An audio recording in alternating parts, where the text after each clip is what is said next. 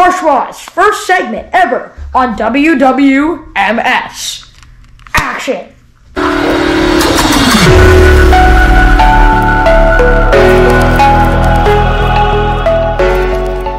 And we back. I am Coburn. Welcome to the 36th edition of WWMS. Let's head into our joke of the week. Humpty Dumpty had a great fall. Summer wasn't bad either. What a knee slapper. Before we get into this, I would like to congratulate the UConn men's basketball team for winning the national championship, the first team to win back-to-back titles in 17 years. In fact, UConn has won their 12 championship games all by double-digit points, by far the longest streak in March Madness history. Congrats to our state basketball team, the University of Connecticut, on their national title. What's up, dudes? I have a couple things for you today, beginning with my interview with the owner and chief instructor at Steve Damasco's Shah Studio, Fairfield, Connecticut, Sensei Josh Springer. Many people think of Kung Fu as that straight Kung Fu Panda fighting, but then as a martial artist, a huge part of Kung Fu is the discipline, the values that come with it, and I know that's highlighted on so many occasions. What do you think is the most challenging part related specifically to the discipline of the sport? Yeah, and I think you hit it there very importantly, Arav, and you know that our students won't even advance to their next belt unless they're cultivating and demonstrating our primary 5 rules, right? We have respect, self-discipline, self-control, patience, and honesty. Yeah. So, whether you're a 4-year-old child or a 67-year-old adult, those things are always coming into play with integrity in your life and helping you achieve your own goals. So that was one of the main driving forces for me to actually enter the martial arts, because I didn't until I was a young adult myself. But the mentality and the philosophy behind it and the way it you incorporate that throughout your life was one of the driving reasons I got into it and why I still do this. And all of our students, we take a very holistic approach. So we want to know what's happening at home. We want to know how it's going in school. We want that to be circular and happen. What we instill here in the dojo, we want that to be represented wherever the students are, right? Yeah. So now, talking about, you just mentioned you started at a little bit of a younger age, you started martial arts. Can you tell us a little bit about what motivated you to start? You just mentioned the discipline, etc. But can you tell us a little bit about, did you start here at SDSS or another studio, and who was the big motivators? I think I'm probably in the minority, where I did not start as a child, and I actually started by studying Eastern philosophy. I was probably about 18 or 19, and books like the Tao Te Ching were very, very fascinating to me. They helped expand my own thinking, deepen my thoughts, and as I continued to read and saw the correlation between the martial arts and the mentality and the mindset that it takes to be an excellent martial artist, and again, how that translates throughout your entire life, again, with the discipline, the practice, the staying focused, treating others with respect, all those things really which took me over the edge. I was always athletic and I always did sports, and I was always interested in the martial arts, but once I learned a little bit more about the philosophical connection, that's what actually got me interested in going full bore. Okay, so now can you tell us a little bit about when you came to SDSS Fairfield? It had been through a couple different phases before you kind of came and including COVID. Took over, including COVID. A few wild cards in there. About that you came, what were the hardest parts of fixing this administration? I think that was. I don't know if I'm going to use the word fixing, but improving. Yeah, no, I know what you mean, and it's a great point. And that was actually one of the opportunities that I saw, and I was very excited about. And actually, when I was looking at the different towns to work in and open at SDSS, that's why Fairfield was actually most appealing, because it obviously had a very strong base and a strong community already that existed, right? Even despite COVID and a few different owners, because there were so many wild cards out there in the world. So the fact that it was there and needed an owner, I knew an owner would really take it to another level. Thank you so much to Sensei Josh Springer and SDSS Martial Arts of Fairfield for coming on the show today. If you found anything that he said intriguing, please be sure to stop by the local dojo at 2187 Black Rock Turnpike to get a free trial lesson to see if you will enjoy this very cool and multi-dimensional sport. Slightly transitioning from that topic, this past Monday, April the 8th, 2024, Fairfield, Connecticut and the rest of Connecticut, along with actually many other states throughout the nation, experienced a total solar eclipse.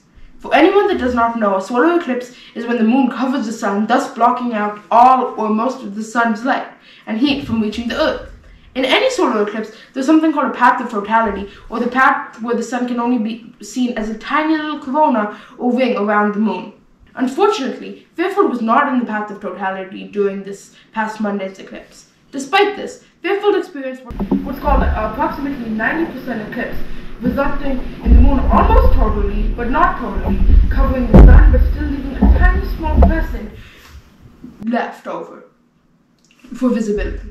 For anyone who did not watch the eclipse, upon the totality of this eclipse at 3:27 p.m., it seemed as if the night was extremely overcast, and I really definitely enjoyed this experience and recommend it to anybody else who can travel to see another eclipse, given that the next eclipse will not take place within the town of Fairfield, Connecticut till the year 2079. Now, many of you will be wondering, why do I wear glasses for solar eclipse? Well, it turns out when you look at a normal eclipse, when you look at the normal sun with glasses, you look up and you squint, right? You can't bear to look at it. But during a solar eclipse, there's not enough UV rays for when you look at the sun for it to be squinting to you. And the part of your eye that takes in the images from around you is called the retina.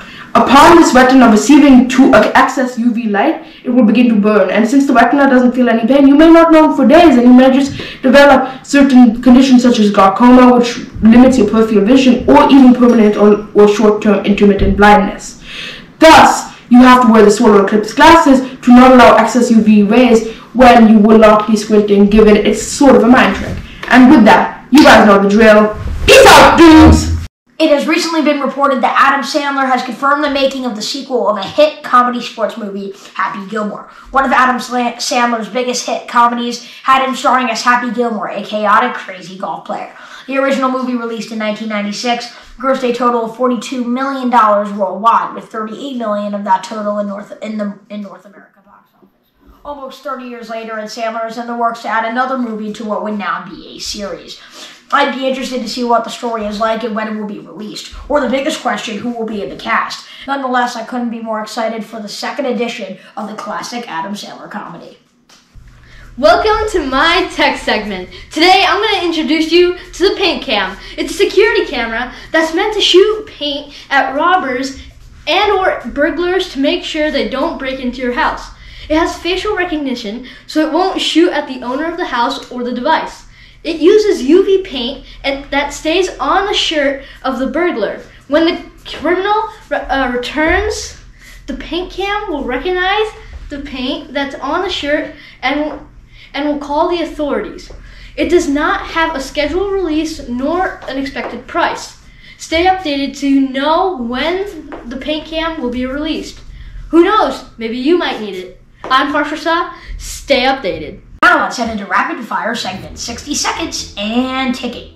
Earlier we talked about natural occurrences, and there was another one, as last Friday the tri-state area felt the effects of the earthquake at 10:40 a.m. The earthquake was mainly felt in New Jersey, but was also felt in Connecticut. The earthquake was a 4.8 on the Richter scale, which isn't very large and only causes minor damage, but is surprising because the last earthquake in the area was in 2015.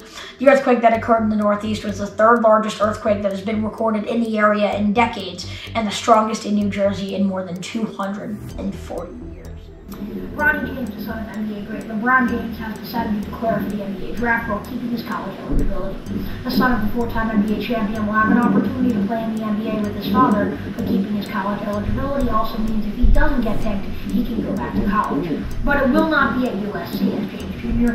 announced he will not be back with the Trojans if he returns to the NCAA next season after a change at head coach in the past week. And for the first time in NBA history, we may now finally see a father play with his son in the big league. Now let's head into our trivia. You can scan the QR code toward the top of the screen if you would like to participate in our trivia. When did Fairfield, Connecticut experience the regional totality during the April 8, 2024 total solar eclipse? How many straight games has the University of Connecticut men's basketball team won by double digits? When was the first Happy Gilmore released? What was Friday's earthquake rated on the Richter scale? What kind of paint does the Paint Cam shoot that calls the authorities? Please be sure to participate in our trivia. Again, scan the QR code at the top of the screen or click the link in the description below. That will do it here for the 36th edition of WWMS. Thanks so much for tuning in. Alongside our tech guy, Parshwa, Shah, and geopolitical guy, Arav, Kapoor, I am Chase Coburn, signing off from our Friday Flex newscast. We'll see you next week.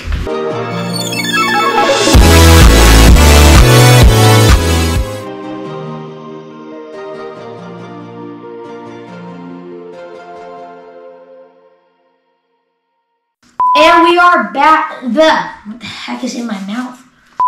By the way, for the bloopers, we just did this and then it wasn't recording. Oh. Timer. I got it. I got you. That was hysterical. Sorry, I have a kid to report to the mental institute. One of Adam Sandler's. You belong with me. You belong with me. Thank you.